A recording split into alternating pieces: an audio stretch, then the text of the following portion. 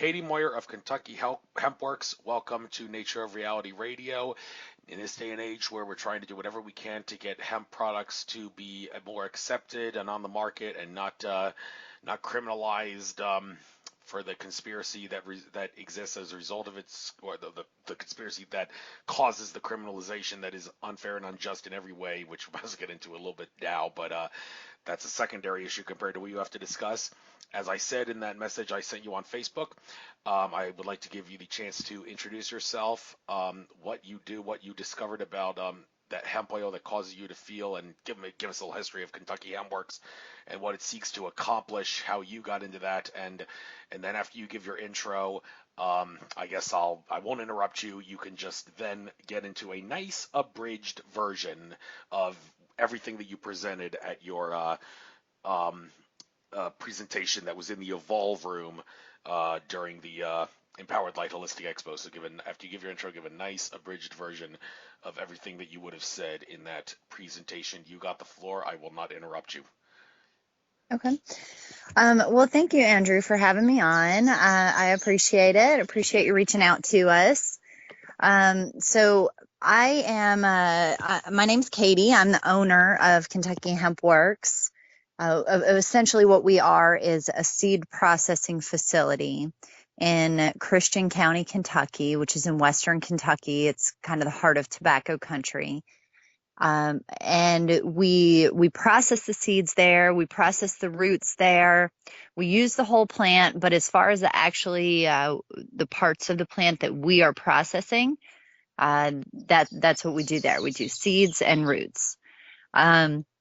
We manufacture some other items using the stalks of the plant that are processed in another facility that does stalks and fibers and for animal bedding and home insulation and things like that.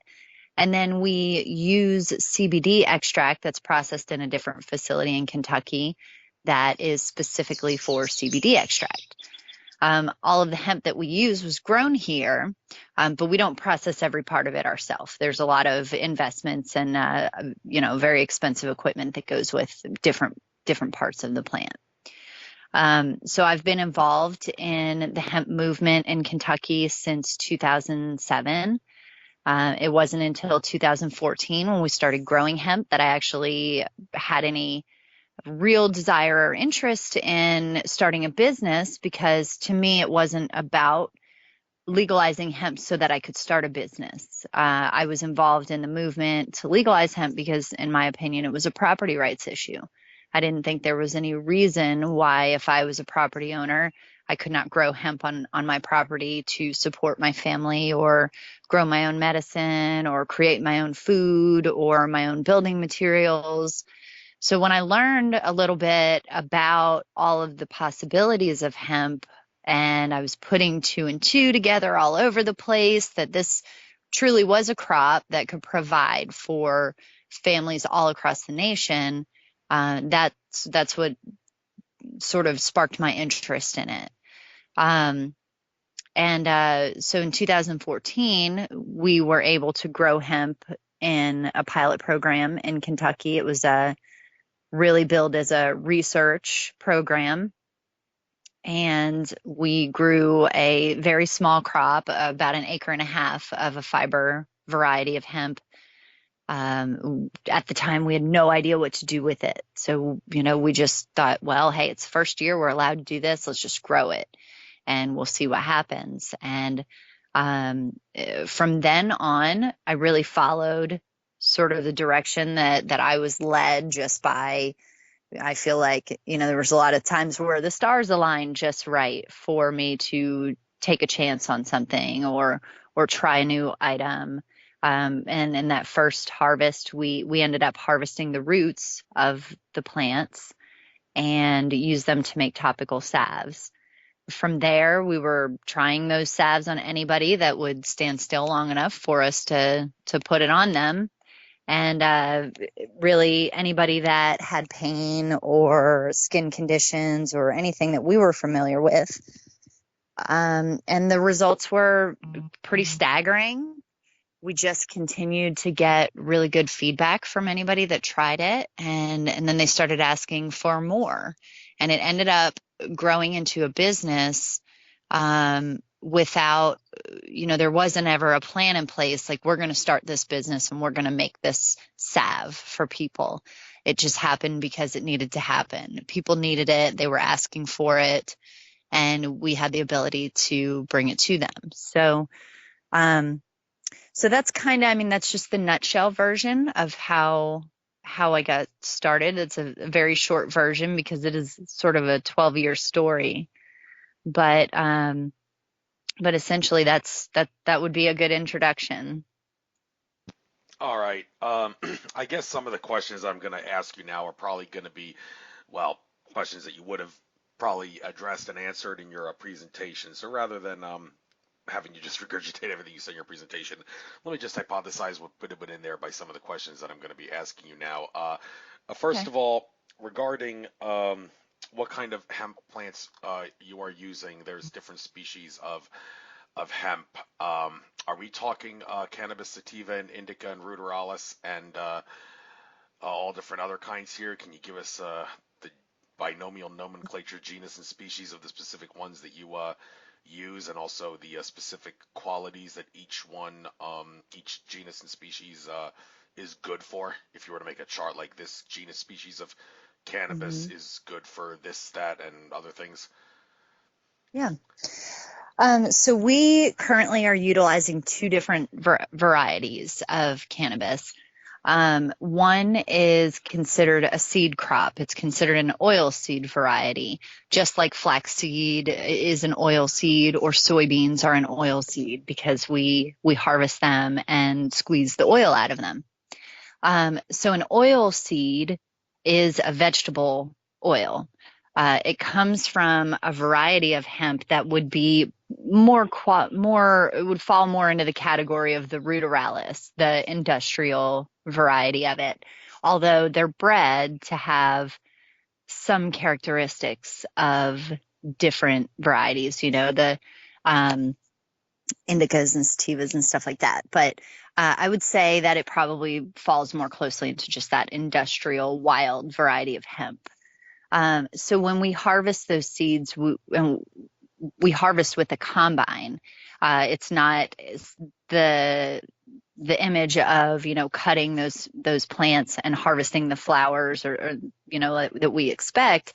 We're just out there with a combine, cutting those plants from the top, collecting all those seeds. We clean the seeds out, and then we crush them using a cold press. The cold press is the same style of machine that would be used to make coconut oil or sunflower seed oil. It takes soft nuts or soft plant parts, and it literally just squeezes them under a tremendous amount of pressure, squeezes the oil drips out of it, and then the dry parts of the seed are extruded out of the front of the machine. So essentially, we're separating those seeds into two components: the liquid oil and the dry fiber protein rich parts of the seed. So that's all one crop. It's completely separate from the other crop. And I always try to break everything down into those two crops because a lot of times it gets confusing when people say, well, do you get your CBD oil with the cold press or do you get your CBD oil from the seeds? No, we don't. We get the hemp seed oil from those. And that is a vegetable oil. So that's where you're going to get your omega fatty acids, all the good cholesterols, things that benefit our brain and cardiovascular health in general. It would be the same reason why you would take flaxseed oil or fish oil as a supplement for those omegas. So that's all one crop. That's our seed crop. So moving over to the other crop, the CBD crop, which is going to be completely isolated from the seed crop by several miles of distance, so that they don't cross-pollinate. The CBD crop is actually a hybrid of what is considered an indica and a sativa. So it's bred to have some of the best of both worlds, so to speak. And because it is a CBD crop, it's bred to produce a higher level of CBD and very low levels of THC, so that when we harvest it, that it's always going to be less than 0.3%, which is the federal limit on THC production in the hemp program. That 0.3 THC limit is pretty much arbitrary. There's really no good explanation as to why we should have to follow that level, 0.3%, why it's 0.3%. But that's what's in the law right now, so that's what we follow. That's the guidelines that we follow. Those crops are planted completely differently than the seed crop. The seed crop is planted with equipment, harvested with equipment, just like corn and soybeans. The CBD crops are planted by hand. They're grown in the style of medical marijuana. They're cultivated. They're grown like a horticulture crop as opposed to an agriculture crop.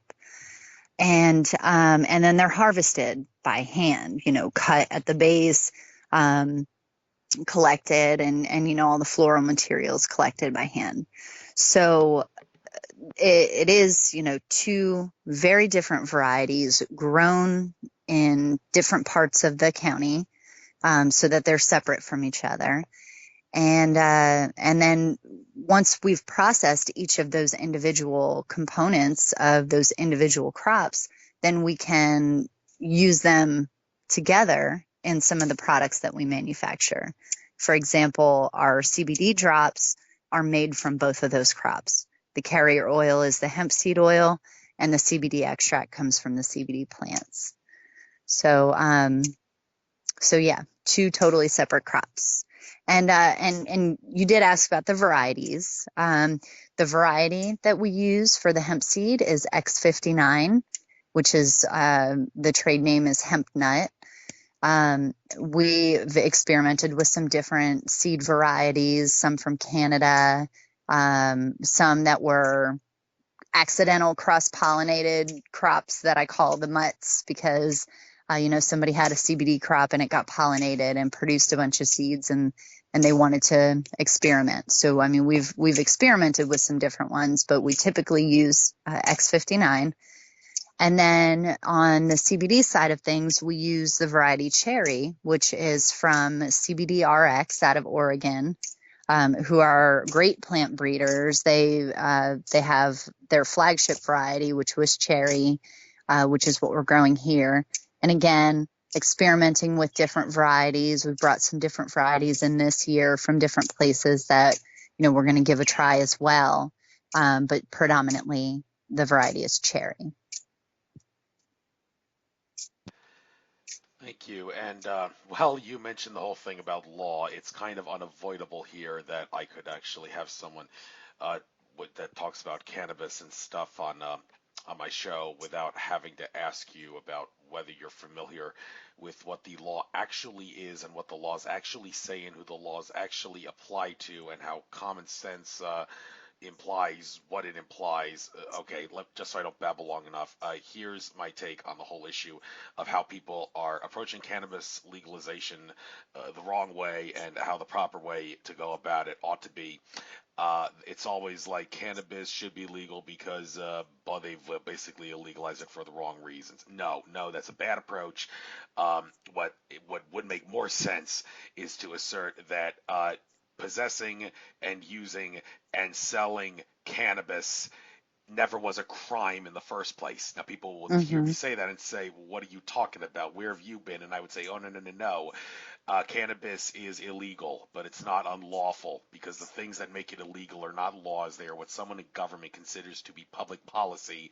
And just because 51% of the people in a legislative body decided to criminalize something on the grounds that someone doesn't like it, and just because a bunch of robe-wearing people with gavels on a judicial bench decide to pass a case law precedent, which is not law but precedent, that says they believe that this substance ought to be criminalized, does not make that decision decision binding upon the general public, which means that if you're not causing harm or intending to cause harm to another person or property through negligence or deliberate intent, and you're not under contract, then nobody in the general public, no group in the general public, and nobody and no group in the government has any authority to come after you and punish you whatsoever. And people will hear me say that and like, okay, well, if they come after me for cannabis, how the hell am I supposed to fight the charges? Well, all statutory crimes are commercial, all codified crimes are commercial. They're counting on you to not know that and know that when they are prosecuting against you that they're going to assert that you are operating in some sort of a commercial capacity. So naturally, the key to fight that is to object to the commercial nexus whenever you hear it, and there are ways to do that. I'm not really going to get into that now, but there are certain ways to object to the commercial nexus, and no lawyer and no public defender is going to do this because they could care less about defending their clients. They just want to make sure that they can get a plea deal so they can make a little extra money. So that's why they wouldn't dare use this argument. They're counting on people not acting as pro se's to defend them. So that's the whole issue on what cannabis legalization really is and how I assert people are fighting it the wrong way and the way that they ought to be fighting if they expect to accomplish something. For lack of a better question, two questions. One, were you aware of the stuff I just babbled about? And two, do you agree or disagree with my way of going about this issue? Well, I would say I agree with you. I think you sound a lot like Gatewood Galbraith. I don't know if you know who he is, Never heard of but the guy. Never heard of he passed away a few years ago, and he was a lawyer here in Kentucky who ran for several offices, and his biggest issue was cannabis, and he talked about a lot of the same things. I mean, he said, it is not illegal. There's nothing the government can do to you if you're smoking it in your own home. And, did I understand everything he was saying back then? And did I understand everything that you said just now? No. But do I agree with you? Yeah. Because you're kind of, saying pretty similar to the thing that got me excited about hemp in the first place, which is the property rights. I'm on my property. I'm not hurting anybody. I'm not taking anything from anybody. In fact, what I'm asking the government to let me do is to let me provide for my family without even bothering anybody. I don't even need to go, ask somebody for additional food or go get omega supplements from this manufacturer because I would like to be able to do it on my own. So yeah, I mean, short answer is yeah, I agree with you. Okay. Now I guess and okay, go ahead. Well, and I don't want to interrupt, but I also would add that, some of the things, like one of the first things that you mentioned was, people saying, well, we need to legalize it. We need to tax it and this, that, and the other. I think that legalizing and taxing or making this into some kind of commodity to be taxed is absolutely the wrong decision. I don't think we should be taxing medicine at all, ever. And I don't think we should be taxing food at all. So if, regardless of whether the argument is cannabis is food or cannabis is medicine or cannabis is a nutritional supplement or a dietary supplement or whatever the, splitting hairs and trying to decide which category it falls into, I don't think any of those categories should be taxed anyway. We don't tax food in Kentucky. We don't tax medicine in Kentucky. Maybe there are some states that do. But I certainly think if we're going to legalize cannabis, it does need to be deregulated. It needs to be or decriminalized, I would say, where we're not setting up an entire huge government bureaucracy to micromanage the cannabis program. I think it needs to be one of those things where the government says, okay, you know what? We're just going to back off of this. We're not going to charge them. We're not going to arrest people for using it in their own homes or, for smelling like it when they go to the store or something like that. Because in order for there to be a crime, there has to be a victim and nobody's getting hurt. And I would say, to play devil's advocate on the other side, they could say, well, what if somebody steals to pay for their cannabis use, or what if somebody hurts somebody? Well, those are crimes. Stealing is a crime. Assault is a crime. running over somebody with your car is a crime. So, but the actual using of the cannabis itself, or medicating or eating or whatever it is that you're doing with the cannabis, is not a crime. Right, and the government has no authority to use what if scenarios like, well, what if someone does this to further their cannabis habit? Well, I'm sorry, you can't take away rights. You got no authority to take away rights unless the totality of the circumstances requires it. And someone might do something harmful is a commonly used Mhm. justification nowadays for violating rights for safety and whatnot.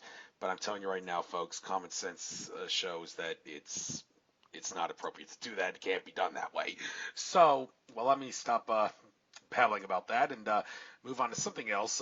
Side track a little bit here, but I can't help but notice this. The Special Edition Eclipse t-shirt, which you guys are still selling, even though it's way past this 2017 Mhm. Eclipse. I kind of have a bad taste in my mouth about that Eclipse because I did go down to Charleston, South Carolina to see it, but the clouds got in the way. Oh On the no. other hand, it doesn't really piss me off that much because I came to the realization, well, my guardian angels and spirit guides and everything else decided it wasn't time for me to see an eclipse. That's not the important eclipse. The real important eclipse, the big enchilada, if you will, is the April 8th, 2024 eclipse that's going to cross America, Mhm. just like the 2017 one, but in a north, the south. West to northeast direction. The Mhm. crisscross point for the two eclipses, the crisscross path will be Carbondale, Illinois, which is where I plan Mhm. to go to. And I have to imagine that the skies are going to be clear that day.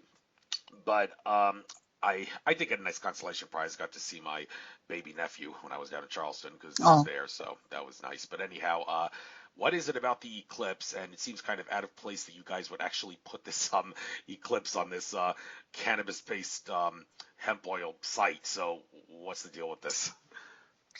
Well, we were really excited about the eclipse coming. What was really so neat about it is we were in the best place in the country for the point of greatest totality. I don't think I used the phrase correctly, but it was the spot in the entire world where the eclipse would happen for the longest period of time. So we had, I think, about 2 minutes and 40 or 2 minutes and 42 seconds of eclipse time, and not only that, but it was over our hemp field. So even though it might not have seemed maybe to people who weren't eclipse chasers or people who weren't from our area here, may not have thought that it was a big deal. We felt like it was a big deal. And we felt like, after this long journey we've taken, that this would be a way for us to commemorate and celebrate what we were doing. So we actually spent the eclipse out in the hemp field here in Christian County. Um, we had a couple of friends, their families came out, and I mean, we didn't make it a big party or celebration or anything, except with just a few close friends and a couple of friends that came from out of town that needed a good place. And we said, well, what better place in the world than the point of greatest duration and in a hemp field to boot. So we sat there, our kids played, and now we also, from a marketing aspect, I mean, we were gearing up for a lot of people to come to our area. There were events that were going on. We had set up a table in the middle of Hopkinsville, which is the largest city in the area, and so we had an opportunity not only to see it and experience it for ourselves, but also to kind of create something that people could take home with them if they came out, especially if they came out to see us. So we even had a few people from around the country that recognized us. They had been on Facebook and had been keeping up with the hemp issue over the years, and so it was exciting to connect with those people. But also, we just wanted to do something special to commemorate it. A friend of mine did the t-shirt design, and We were very excited about the design too, because it had a lot of components in there that, we saw so many t-shirts, but none of the t-shirts had all the components we had. We had the GPS location on the shirt of that point where the greatest duration was. And of course, we had our information and little hemp leaf on the map. And so there was all these little things in there that, just made it special to us, and then made it special to the rest of the community that came out to experience that with us. But I will say we did get to see it. It was incredible. I've never seen anything like it in my life. I'm glad my kids were old enough to really get what was going on and to be able to look at it.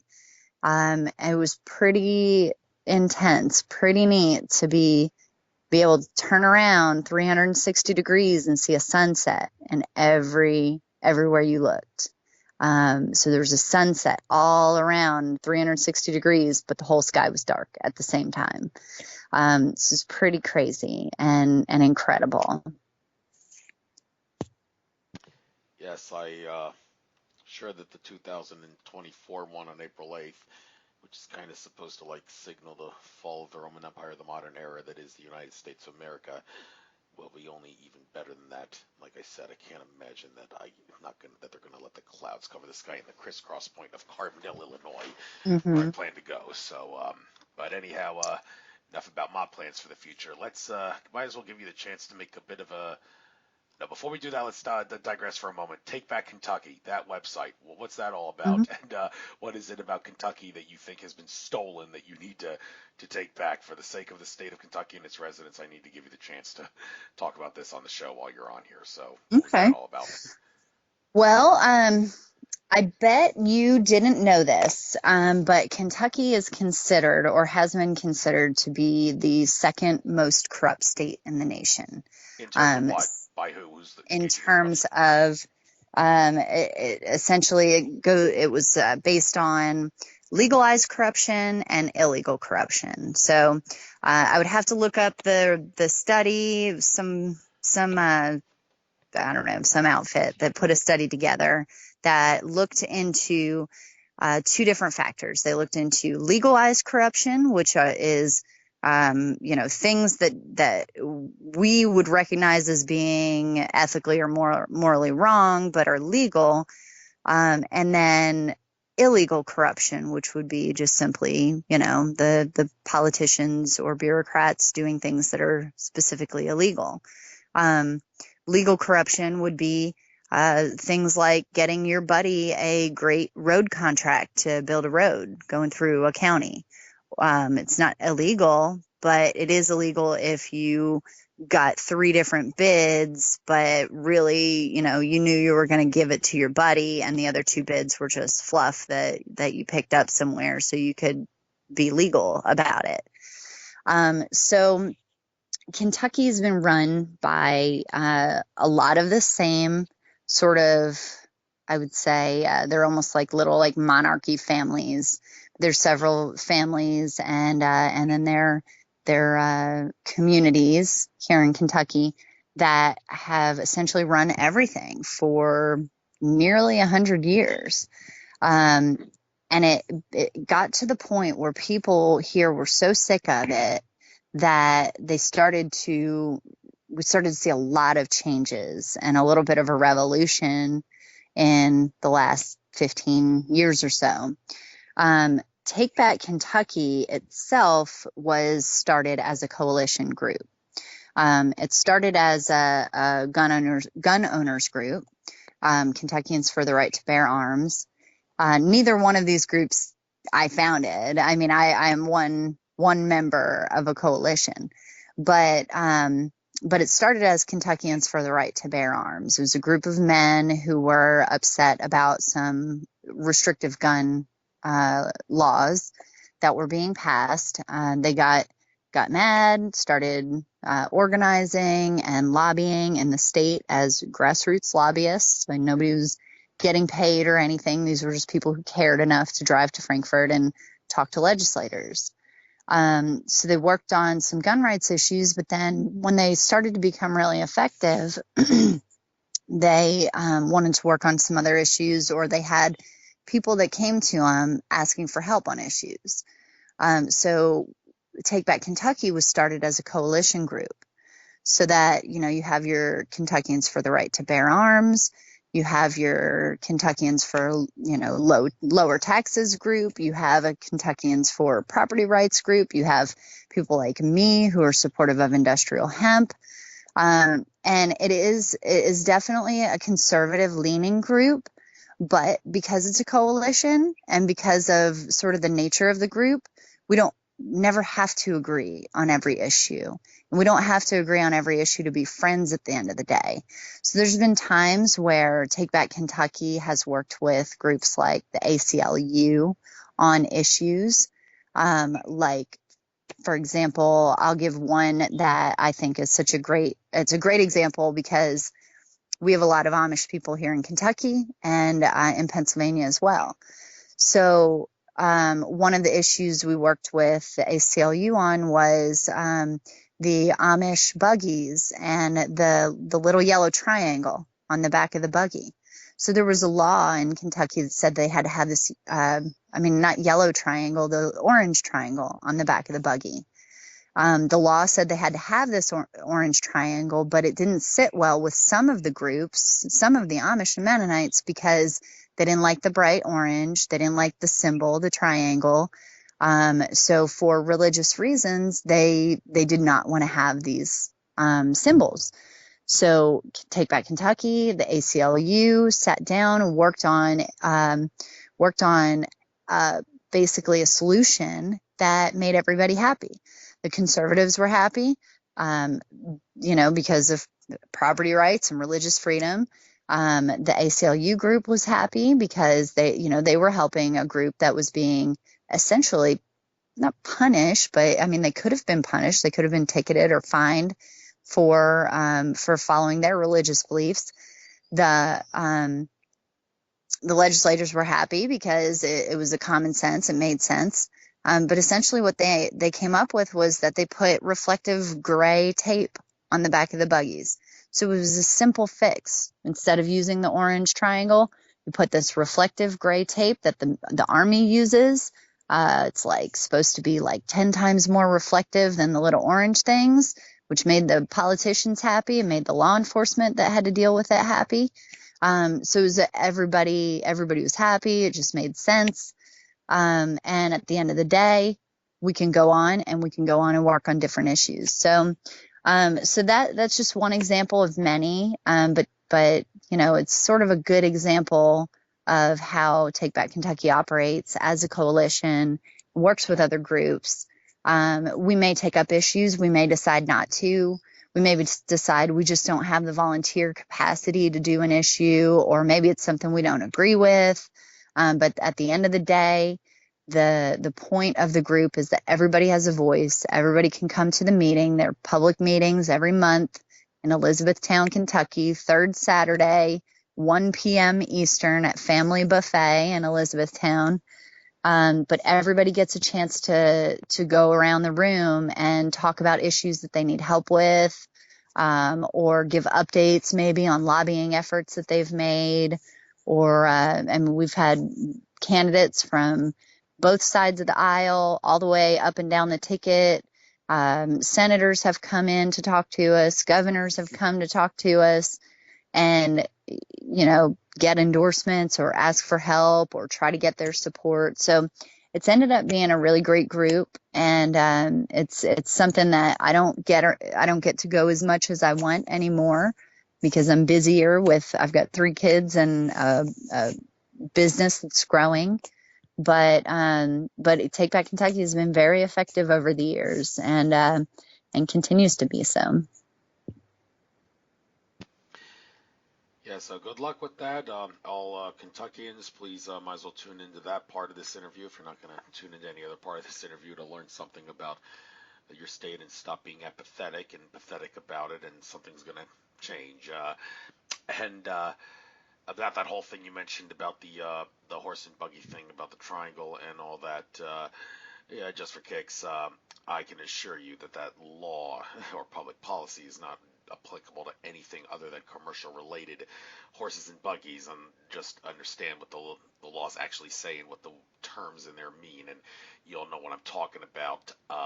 Maybe I'll send an email to Kentucky Hemp Works to forward, and you can forward that. I would actually post the thing that I'm talking about on your Facebook timeline, but I just tried to, and I discovered that I can't because it violates community standards to do so, because Facebook is getting really censorship-like about anything that. Extremely. Yeah. So Mm. okay, but anyhow, that's a side issue. I think now switching gears, getting back to the hemp issue. Might as well ask you in general, when it comes to using hemp. Is maybe the best possible way to use hemp as a medicine? Would it be the old uh, hippie brownie style where you cook it in the brownies? Because I mean, when you smoke it, I mean, maybe something may get destroyed in the heat of the flames. So to make sure that you're getting everything in the plant that's medicinal and getting put in your body without having to worry about like the flame you're using to smoke and destroying the heat, you can Mhm. consume it. Would that be like hands down the best way? I mean, it's going to get you high if the stuff has THC, but can you think of any other better way to consume cannabis for medicinal purposes than to put it in like a brownie or a cookie or some other thing that it can be used as a cannabis edible and eating it? Mhm. Or would you say, okay, maybe that is the best, but I still think it's in your best interest for certain reasons to use our products, and then I'll give you the chance to make a sales pitch out of some of your products. So what do you have to say Yeah. about this? Well, personally, my personal opinion, the best way to consume cannabis, hands down, would be fresh from the fields, juiced with the seeds in it. Um, because what you're doing is you're getting all of the acid forms of the plant. You're getting the THC acid, the CBD acid. Those acids, it's what you're referring to when you say that they change, or well, they do. They change when you put it through either a drying process or a heating process. So that the THCA, the acid form of THC, doesn't actually cause a high. So juicing cannabis leaves or eating them raw in a salad or just adding them to whatever your food is wouldn't necessarily get you high. It could, and of course, there's things you could do to it to cause it to make you high. But if you did have a high THC crop that had a lot of THC and THC acid, and then you heated it to decarboxylate it and remove that, you're essentially just changing the molecular structure of it through heat. Um, then it could get you high. So baking it in brownies or something like that, typically it's already decarboxylated when you mix it into the brownies. But both of those I think would be good forms of an ingestion. I think that eating it whole, raw, cold, and even juiced, like in a juicer, I personally believe that those are the best ways to take it, because then you're getting, um, you're literally getting the living plant. You're not drying it out. You're not heating it. You're not decarboxylating anything. But if you wanted to do that, then I think the next best thing after it's decarboxylated, I think would be to bake it into brownies or eat it directly, or to create some kind of tincture that would be similar to what we do. Um, Now, I think if you're, like the best way that we can provide that to a consumer would be a tincture, because I can't legally, commercially, I can't legally sell the flowers, the buds, the leaves of the plant. I can't juice it and sell it as a drink like that. Although I would love to find ways to do that, and I would love to find better methods of ingestion for consumers. But we kind of feel like, well, this is the best we can do so far. So this is okay for now. In the future, do we want to bring fresher ingredients and better methods, then absolutely. But right now, the tincture, using just the hemp seed oil and just the CBD extract, that's about as close to the raw plant as we can get with the regulations and laws that we're dealing with. So that's what we're doing. Great, great. And I guess I'll give you now is the good time to do the sales pitch.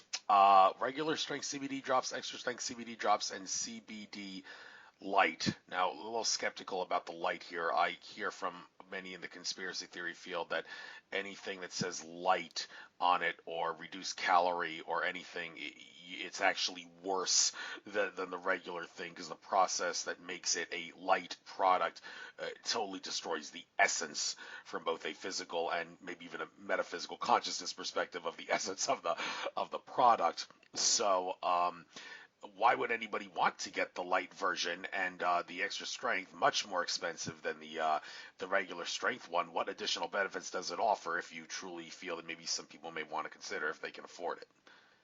Yeah.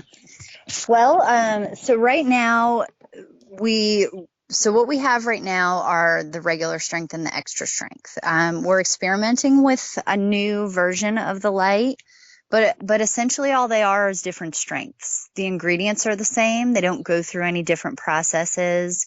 It's literally just a difference in the recipe. So essentially what you have is, when you have your regular strength, that's 1,000 milligrams of CBD in a 2-ounce bottle of hemp seed oil. So the hemp seed oil is the carrier. So when you're taking 1 drop of that, you get a dropper inside of the bottle. You take 1 drop of that regular strength, you would get 2 to 3 milligrams of CBD. The extra strength is double that strength. So for every drop, you're getting, instead of 2 to 3 milligrams, you're getting 4 to 6 milligrams. And then with the CBD light, it was the opposite. It was less. So it's just the ratio of how much CBD is in each bottle. So for example, we do have 2 other sizes of the regular strength. There's a 1-ounce size and a 1/2-ounce size. And we get a lot of questions about that. People are wondering if the little bottle is less strong, or is the biggest bottle the strongest, or is the smallest bottle weaker? And it's just different sizes. Same recipe. So essentially what we've got is 3 options: the light, the regular strength, and the extra strength, that are just different ratios of CBD to hemp seed oil, so that you're getting more CBD per drop. Now, in each of those recipes, the only ingredients we use are CBD extract and hemp seed oil that we crush fresh here. We do hemp seed oil because, for one thing, we're using domestic hemp grown from farmers right here. Our source for it is the farm that we work on. In addition to the omega fatty acids and all the health benefits of hemp seed oil as a whole. But the reason we have different strengths is because everybody is different. People metabolize things differently. In fact, I was just having a discussion about this earlier. We were talking about the CBD light, and I suggested that they try taking less than what they were taking before, because and I was asked, well, why would they take less if it's not working for them? Well, some people need less. Some people don't do well taking a larger dose of it, or the extra strength won't sit with them well. So in a lot of situations, we usually suggest that people start with the lowest dose that they, start with the light or the regular strength, and then only start with a few drops, 3 drops under your tongue, and that's it. For a lot of people, 3 to 5 drops is all that they ever end up taking, and they'll go for years. I take 3 to 5 drops once or twice a day. But then on the other hand, we have people that have more severe conditions or severe pain that will start to increase that dose until they find relief. And some will eventually go up to the extra strength. And then that's what it takes. But it's because everybody's different. It's because everybody's body has different needs. And then we all have different deficiencies that we may or may not even realize that we're low in magnesium, or we're low in iron, or we're low in cannabinoids. And that, one person who's 180 pounds might have completely different needs nutritionally than another person who's 180 pounds. So, a lot of research has gone into dosing requirements and how do you use CBD as medicine in the last few years. But I would venture to say that some of the research that has come out of our academia, and well, technically, pharmaceutical research, they're saying, well, if you weigh this many kilograms, then you need to have this many milligrams of CBD per kilogram. And it's like, well, if that was me, thank you. If that was me, I would have to take 2,000 milligrams of CBD every day. And that's overkill. So it's very difficult to nail down a specific dose that a certain person needs, or to say that, this, if you weigh this much, then you need to have this many milligrams of CBD, because we've found that in a lot of cases, that's nowhere near the truth. And I'll give you one more example, just because it's one that means a lot to me, because I know the guy personally. But there's a guy who is he's an elderly patient, and well, I mean, I said patient. He's not my patient. He's my customer, but he's an elderly customer, and he has Parkinson's. And typically with something that's such a devastating disease that really affects your entire life, you would think that, well, he would need the strongest dose he could get, right? That would be like just sort of the knee-jerk reaction. Maybe you and I might not think that, but I think that would be a typical reaction, that he's got a pretty severe condition that he would need to have an extra strength for sure. Well, he started with the regular strength and was doing really well. And then his daughter wanted to try the extra strength to see if he would do even better. And the extra strength didn't work for him. It was just too much. He tried cutting the dose in half, but that ratio was still there. Of, here's how much you're getting. It was the same seed oil. It was the same CBD extract. And he eventually went back to the regular strength, and it was perfect for him. And I'll give you another example. We have a good friend of mine is a healer. She does a lot of the energy healing, as well as massage and art. She's a potter. And she does so well with CBD light. Like, she takes a very light dose, but gets tremendous benefits from it. But she could take a very small dose of the regular strength, and it's just too much for her. Just, it's not the same. So I think that we have a lot of learning to do, and I don't know that a lot of that learning is going to be best in a pharmaceutical lab or the research arm of a university. I think a lot of that research is going to have to be done in the private sector. Especially, I think we need a lot of research from people who are interested in herbalism and homeopathy and how plant medicine works with the human body. Because there's so much to this plant. There's compounds that act like buffers. There's compounds that act like activators. And we've only scratched the surface of all the compounds in cannabis. I talk about CBD a lot. I talk about THC. I talk about the hemp seed oil. But we're not getting even close to scratching the surface. So I know I rambled on for a while there. I hope I answered the question. You did, and I'll have to switch gears for just a moment here. I don't know how much of an expert you or your friends in Kentucky Hemp are on this subject, but one controversial thing about cannabis products is, from a metaphysical standpoint, the ability to attract negative entities. And there are some people I've noticed that when they hold spiritual and metaphysical conferences, they actually put on the contracts that they have the attendees sign and whatnot, you may not use cannabis products at this conference. The general rationale being that they attract negative energies and entities.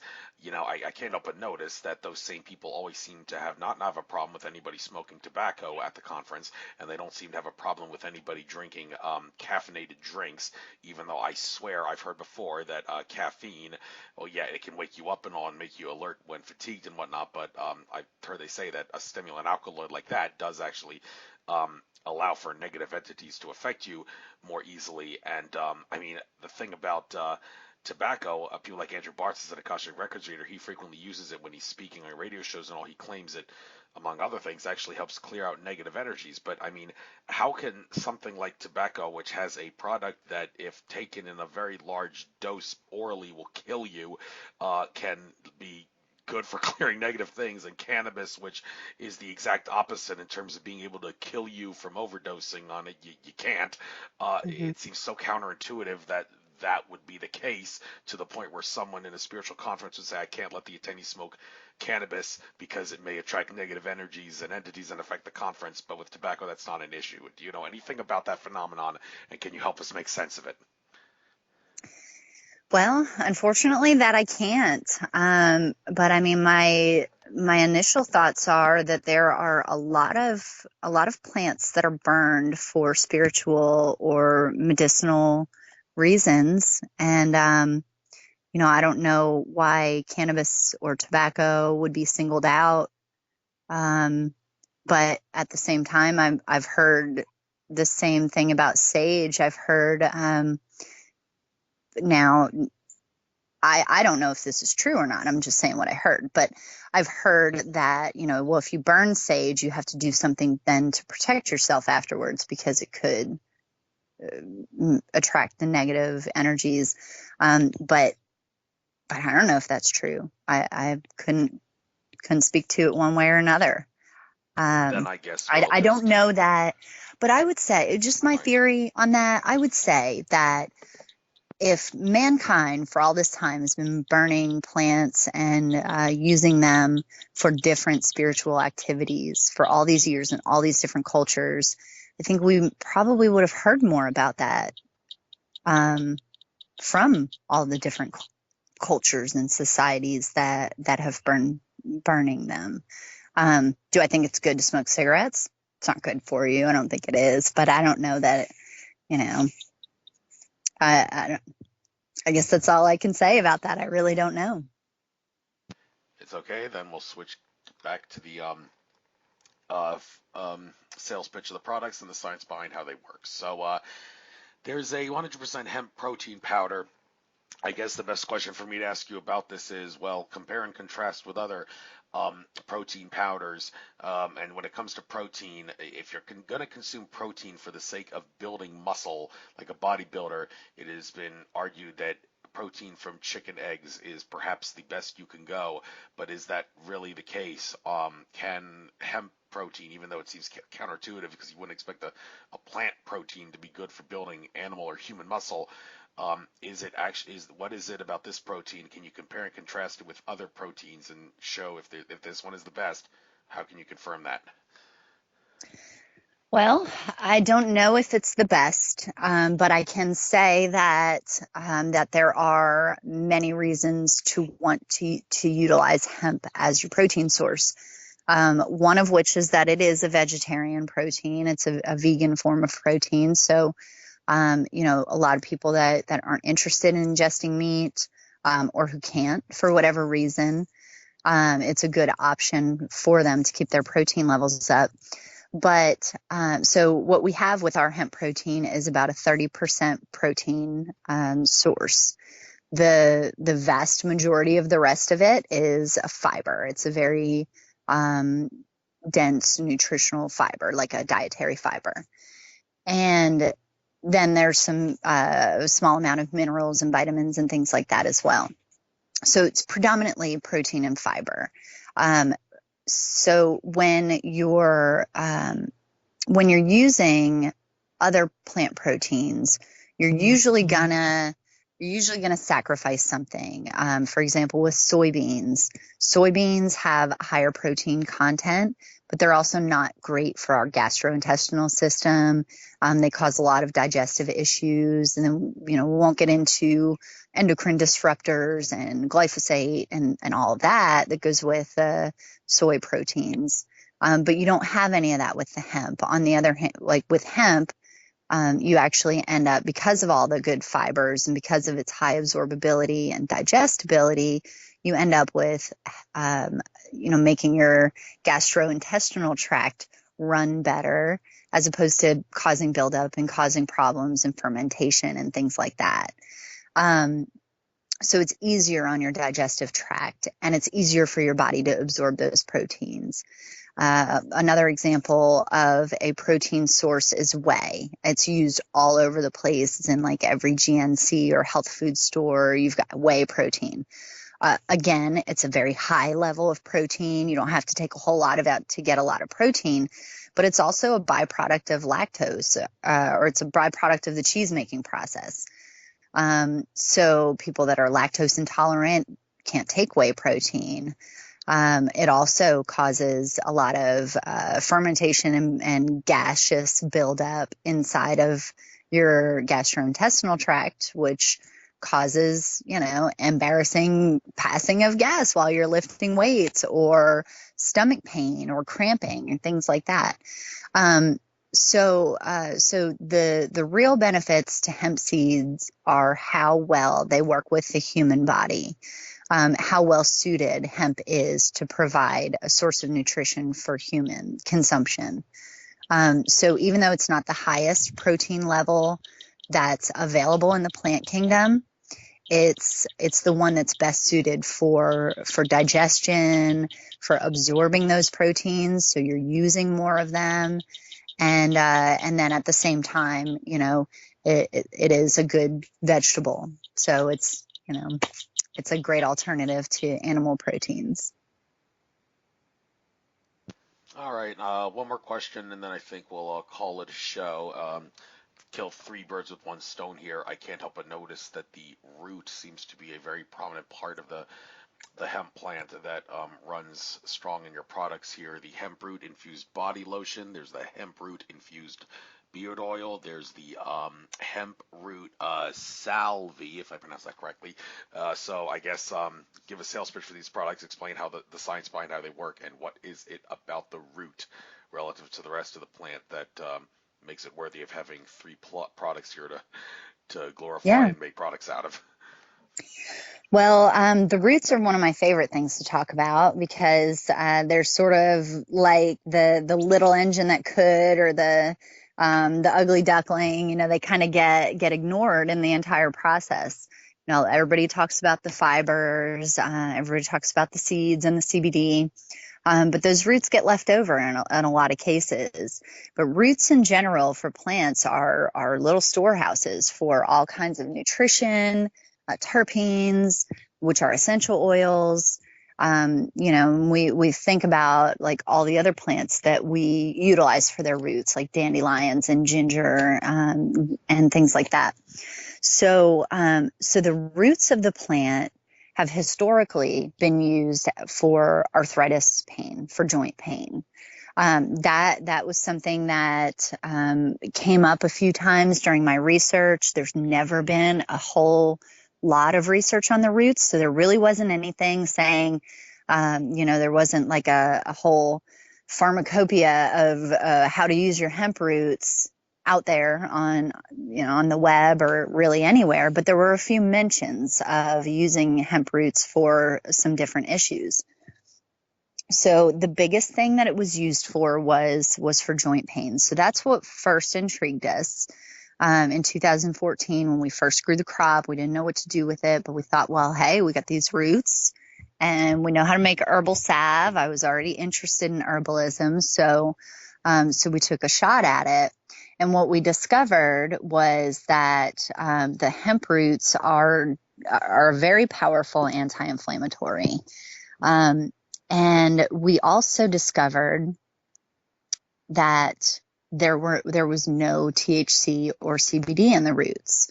So we're wondering, why is this so effective? Because just from experimenting, we found people were getting relief from joint pain, nerve pain, muscle pain.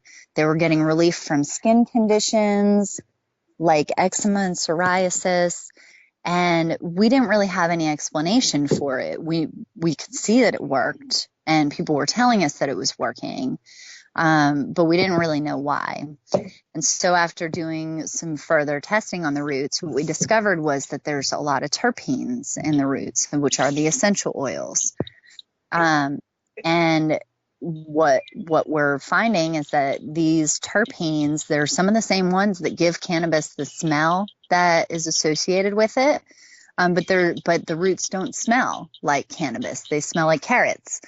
So we're still learning, and I feel like that's something that we're just going to be doing for the rest of our life, because we're never going to know everything about this plant. But we're still learning what is the science behind the roots, and why do they benefit humans so much, and why is it such a wide variety of issues. But what we know about the CBD and THC extracts are that they act as an antioxidant, an anti-inflammatory, and a neuroprotectant. And so what we think is that the roots have a lot of those same properties. But we know that there isn't CBD, there isn't THC, and that the roots are packed with other compounds like the terpenes. So to kind of bring that full circle, now more research is being done on the terpenes and the essential oils of the plant. And while they're not really looking at the roots, the research is looking at CBD production, because that's what's prominent right now. It's what's become very mainstream and everybody's excited about it. So they're using terpenes that came from the leaves and the buds of the plant. But then they're saying, well, hey, we're discovering that these terpenes have great medical benefits as well. And maybe it's not just the CBD and THC that's causing all these people to have such a wide variety of benefits. Maybe it's the terpenes.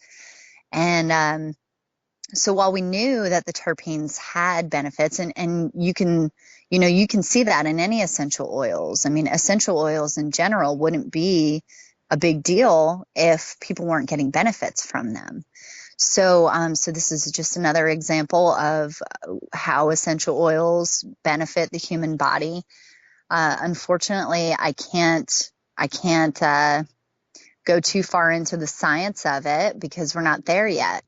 But the roots are definitely a very incredible, untapped resource, and it's also what drew us into this industry in the first place.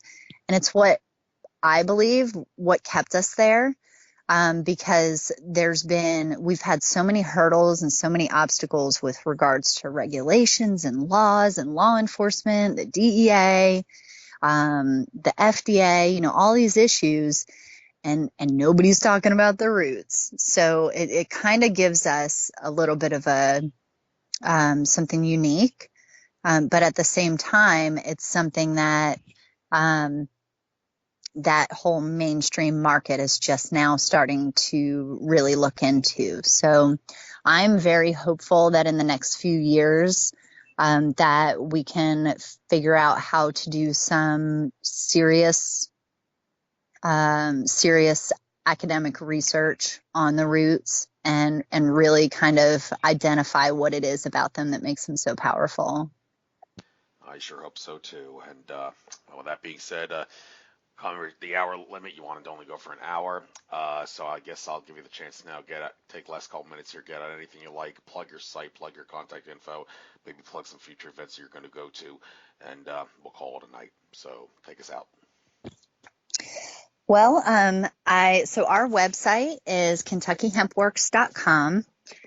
We are also on Facebook, Twitter, and Instagram. Our handle for those is at KY Hempworks, as in Kentucky Hempworks.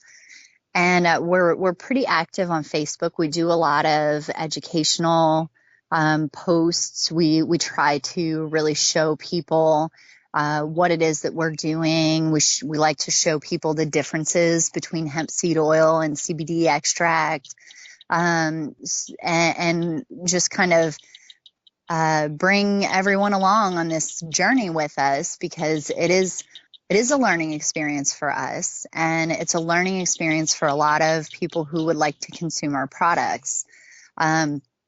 We have always felt that education is the most important step in this process. We wouldn't be here if we didn't educate ourselves about cannabis. We wouldn't be here if we didn't educate the politicians in Frankfurt about cannabis, or the politicians in DC.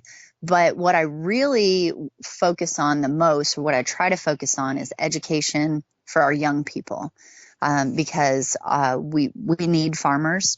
We need people to grow food for us. The average age of the Kentucky farmer is 65 years old. And that means in 10 to 20 years, we could be running out of people to feed us here in Kentucky. And hemp is something that it's unique, it's exciting, it's a little bit mysterious, and the one thing across the spectrum is it gets young people excited about it. They're intrigued by it, and they want to be involved with hemp.